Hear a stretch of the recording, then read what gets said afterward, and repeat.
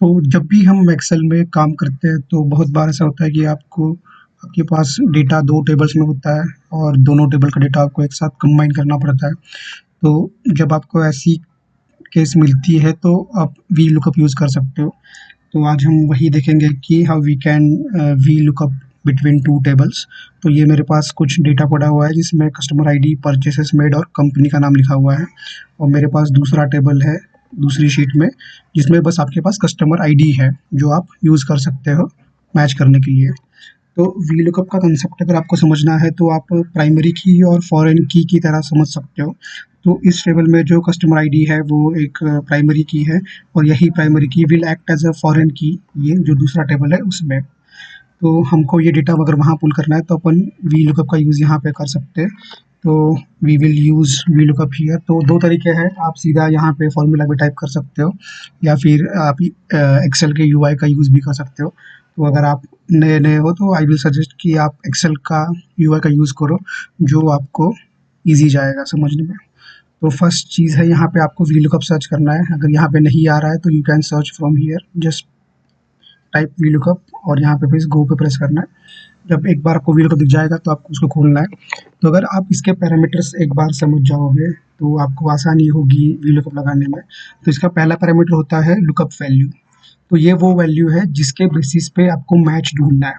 तो अपने केस में ये होगा कस्टमर आईडी जो दूसरे टेबल में प्रेज़ेंट है। तो लुकअप वैल्यू आप करेगा, आपको बस एक बार इसको क्लिक करना है तो आपको लुकअप वैल्यू असाइन हो जाएगा। उसका जो सेकंड पैरामीटर है वो है टेबल एरे।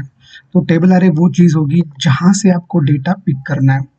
तो इस केस में अपना ये टेबल है जहाँ से मुझे डेटा पिक करना है, तो मैं ये पूरा टेबल को सिलेक्ट कर लूँगा। तो आपको बस ये मेक श्योर करना है कि आपका जो मैचिंग कॉलम है उससे आप शुरू करते हो और जितना भी डेटा आपको चाहिए, सपोज़ यहाँ पर अगर और भी कॉलम्स होते हैं तो आप वो पूरा डेटा इसमें ले सकते हो। ठीक है, एक बार जब आप टेबल एरे दे देते हो तो तीसरा कॉलम होता है, तीसरा पैरामीटर होता है कॉलम इंडेक्स।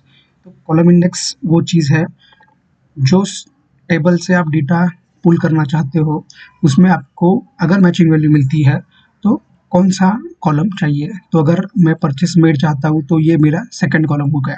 तो आपको नेमिंग नंबरिंग ऐसे करना है, first, second and then third. तो purchases made is in second column, तो यहाँ पे आपको सिंपली सेकंड लिखना है। उसके बाद आता है रेंज लुकअप। तो यहाँ पे दो ही वैल्यू आ सकती है, एक तो 0 या फिर 1। 0 का मतलब होता है एग्जैक्ट मैच एंड 1 का मतलब होता है नियर अबाउट मैच। तो इन दोनों में से आपको चूज़ करना है जैसा आपका रिक्वायरमेंट है। मोस्ट केसेस में आपको एग्जैक्ट मैच चाहिए होते हैं, तो इस केस में भी अपने को वही चाहिए, तो हम यहाँ पे 0 लिख लेंगे। जैसे ही आप ओके प्रेस कर दोगे तो ये डेटा आपको मिल जाएगा। आपको बस यहाँ पे डबल क्लिक करना है तो ये पूरा वो पूरे रो को असाइन हो जाएगा।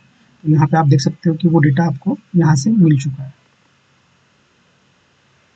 ओके, तो सेम चीज़ आप कंपनी के लिए कर सकते हो। आप यही पेस्ट यहाँ पे भी कर सकते हो, सेम कॉलम।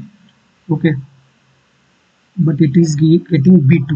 ओके, नाउ वो कस्टमर नेम ढूंढ रहा है। अगर आप यहाँ पे देखोगे तो आपका लुकअप वैल्यू चेंज होकर B2 बन चुका है, जो कस्टमर नेम ढूंढ रहा है, जो इस टेबल में आपको मिलेगा नहीं क्योंकि that is not a primary key. तो आपको यहाँ पे हैश एन आ जाएगा। Hash N is absent of value. ठीक है, अगर आप यहीं पे इसी फॉर्मूला में इसको A2 बना देते हो तो अभी आप देखते हैं कि ये क्या ढूंढने की कोशिश कर रहा है। तो ये A2 को मैच कर रहा है B और D के साथ। तो अपन सिंपली इसमें फिर से VLOOKUP लगाएंगे। तो इस बार अपनी VLOOKUP वैल्यू वही रहेंगी, अपना टेबल भी वही रहेगा, लेकिन इस बार जो कॉलम इंडेक्स है वो आपका 3 बन जाएगा जिससे आपको आपकी कंपनी मिले। अब यहाँ पे अपन 0 लिख लेंगे तो ये हो जाएगा। तो इस तरह से आप VLOOKUP लगा सकते हो, सिंपल सा VLOOKUP।